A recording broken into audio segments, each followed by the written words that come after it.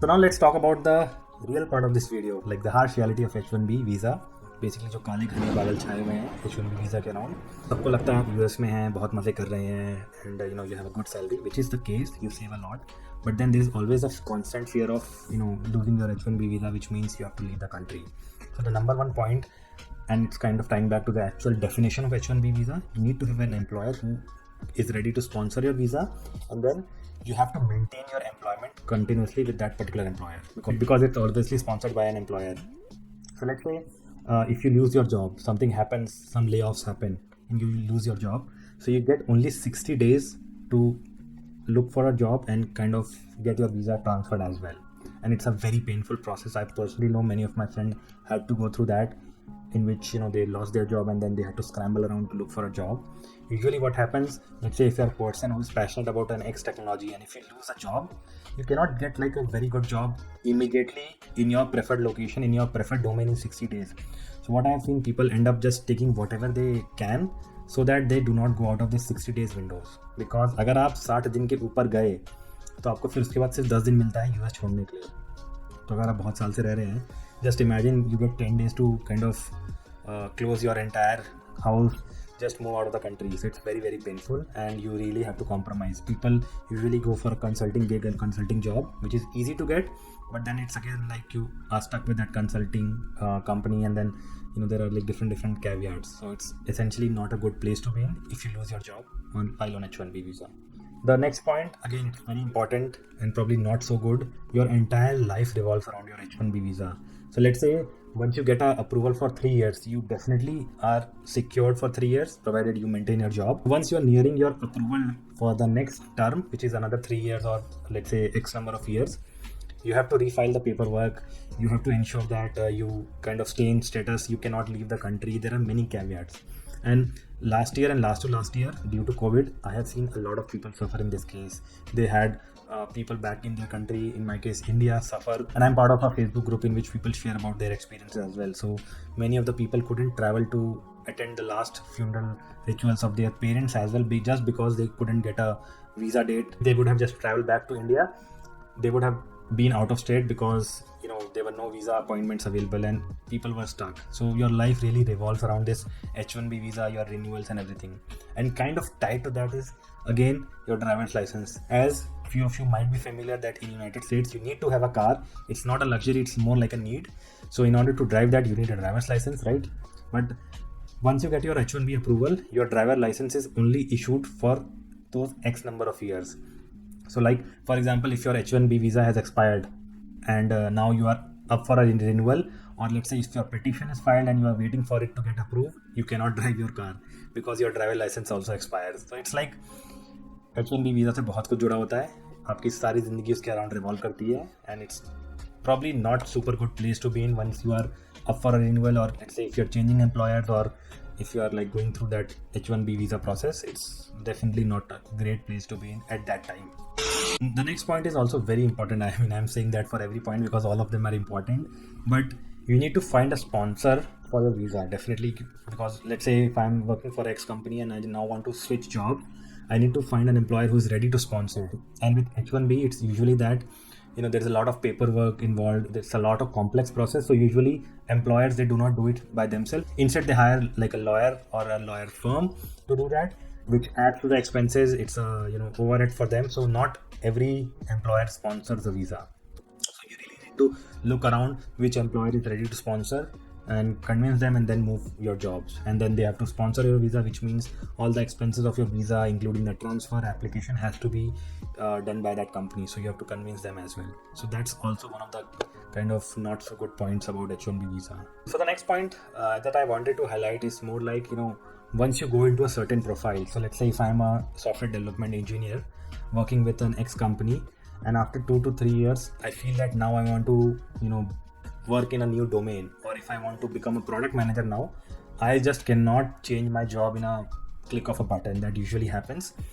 You have to convince your employer to first file an amendment. So let's say if I'm a person on an H1B visa right now and I have my visa remaining, my employer first has to file for an amendment saying that Saurabh is going from SD profile to a product manager profile, and entire paperwork has to be done again. And let's say if you get an approval, it's good, then you can move. If you don't get, you still are stuck with that particular profile. So it's really hard to change companies first, and then also to change your profile, because every time it's a lot of process. And this is applicable if you even want to change jobs within your company. So if you're working for an X company as an SD, and now you want to work as a product manager for the same X company, you still have to file an amendment. The entire process, approval, everything needs to re-happen. So it's again like super painful that you are stuck with that profile. And obviously people change job. I too have changed job, but it's definitely a journey in itself, and there's a constant fear. I mean, I think that's the point I wanted to highlight, that there's always a constant fear that, hey, my visa approval might not come and something good might not happen, always, because it's as it's said that we all are aliens here. Itna desh nahi hai. So it's up to the USCIS and the government. If they want to provide the approval, they can. If not, it's definitely not a very good place to be in. And there are many points that I can cover, but if you feel there are more points that I might have missed, please mention them in the comments below, and we can certainly have a dialogue and a discussion on that. The overall conclusion of this point that I wanted to put was that while on H1B, you certainly work with a lot of good people, but there is always like a constant fear, as I mentioned, and you do not have a peace of mind. So first, you do not know what's going to happen tomorrow. If some kind of a visa changes happen, if your renewal will not work, all of those things really like affect your peace of mind. You cannot change job. You cannot go on an entrepreneur journey. You cannot like do anything outside of your job profile. So I'm not criticizing anything here. It's more like that is why the H1B visas are issued. Specialty occupation, temporary worker, and there is always a constant pressure to perform, because if you do not perform, you will be laid off. That means you will have to look for a new employer. Entire paperwork has to be filed. You get 60 days and all such not so good activities. There is definitely a pressure to perform always good in your job. And then once, let's say if you are doing a contract jobs, and many people do that, so once your contract is coming to an end, you have to either look for a new employer via your consulting agency, or else ask your employer to extend your contract. Because let's say if your contract ends and if you're not able to extend it or get a new employer, you again go out of status. So that's also a constant fear with people who go on a contracting jobs, which is a very usual scenario for an H1B visa. But again, it's something that everyone has a different experience. Like I mentioned, do share your experience and fears that you have in the comments below. So let's move on from the fearful part of H1B visa to another uncertain part, which is the green card process.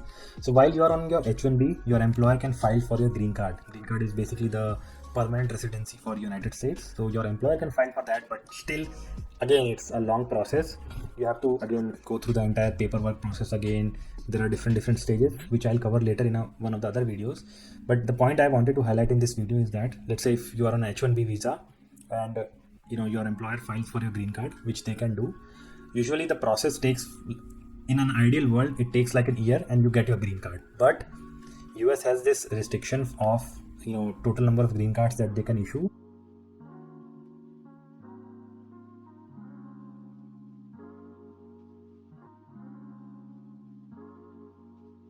And if you see the historical data, people from India and China are probably the majority of folks who get these H1B visa, and they are the people who are in the backlog for a long time. So just for a scenario, let's say this year there were like 85,000 H1B visas that were picked, and let's assume that all 85,000 people were eligible for green card and their employer filed for it, but you only get 7,000, right? So what happens with the remaining one?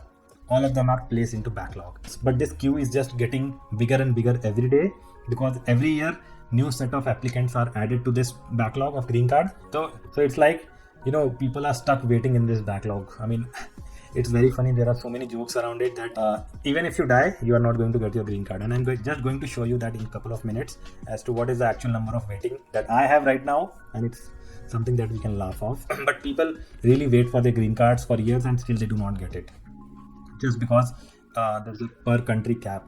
There was a bill which was introduced to abolish this per country cap of 7,000, and that has not been approved. Obviously, it has a lot of friction from the US like Parliament and Congress, definitely, because let's say if you remove the cap, obviously the average wait time, which is currently for India, let's say it's currently 20-30 years, it will go down to 5 to 10 years, and it will increase the backlog for other countries too. So not sure if it's going to get approved, but fingers crossed. Let's see what happens on. So now let's say you have been on your H1B visa for 4 or 5 years and your company decides to file your green card. So once you get the approval, I am saying approval because it's not getting the actual green card, but just the approval. That approval stage and the process is called I-140. So let's say if you get that particular stage approved and you get your I-140 approved, your current visa state, which is in this case is H1B, goes on and hold for infinite number of time until you get your green card. But the caveat with H1B, like I mentioned, after every 3 years you have to get your approval. So it's like you wait for your green card indefinitely, and after every 3 years you have to still be tied to your employer and hope that they will be like doing like a renewal for you after every 3 years in a hope that you will get a green card in X number of years, which we don't know when it's going to happen. And I know personally, I'll just share a quick example. One of my colleagues, he's from India and he was in US for the past 10 years and he had his I-140 approved. But in the 10th year of his stay in United States, he got a rejection for his extension. So he had to go back to India. So it's not like a guarantee that once you get your I-140 approved, you are still going to stay in US. That's another kind of uncertainty which is always there, that if your renewal doesn't go through, even though if you have a I-140 approved, you still have to go back to your country. So that's probably not a good point about green card. But essentially, this process lets you stay beyond the 6 years and you can pretty much stay for the entire lifetime on H1B tied to an employer. Alright, so let's go to my laptop and check कि Google क्या बोलता है कि when usually Indians को green card मिलता है, and then second part we'll go and check my actual green card getting date कि कब मिलता है. So let's see. And usually क्या होता है, there are different categories of green card filing, EB2, EB1, EB3, which I'll cover in a separate video, but just for knowledge because अभी मैं वो use करने वाला हूँ यहाँ पे. So let's check. Let's go to my laptop and see. So I'll put GC wait time EB2, basically category India. It says 151 years. So right now, अगर सब कुछ ऐसे ही चलता रहा, it says for currently EB2 skilled worker from India 151 years है. And I think it's pretty reasonable. मुझे हंसी आ रही है देख के, but like I mentioned, there's a backlog, a huge backlog which is currently existing. So due to that backlog, it's not going to go down, it's going to go up only because every year only 7,000 visas are issued, and there are like more number of applicants who file. And it's not just the applicant, but let's say if I have a wife, I have a kid, I file for their green card too, right? So it's going to go in that 7,000 bucket. So it's not just the H1B holder but also their dependents जिनका green card file होता है. So this is going to go up.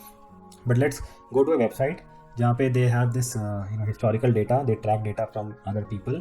You put your priority date. So priority date is basically जिस date पे आपका application has been submitted to USCIS for green card, final one. तो उस date को ये लोग लेके बोलते हैं it's a priority date, and that's typically counted towards getting your green card. So let's go to a website and check that too.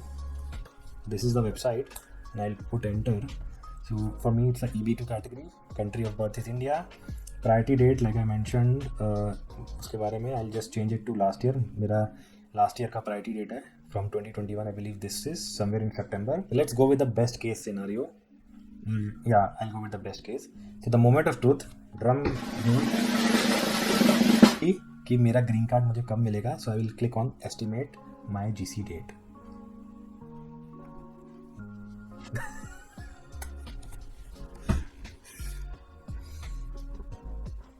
देख रहे हैं ना, इट सेज नवंबर 2087 बेसिकली, और अभी है 2022. तो right now currently if I just wait and I don't want to wait, it's not worth the wait. अगर मैं किसी तरीके से मेरी आयु और मेरी उम्र इतनी लंबी हो जाएगी and if I get a chance to live for that long and then I get my green card, भाई नहीं, it's not worth the wait. And again, it was just for fun, this website, and it's hence proven that overall H1B process definitely complex है ही. Getting a green card, being an Indian born national, it's equally like difficult.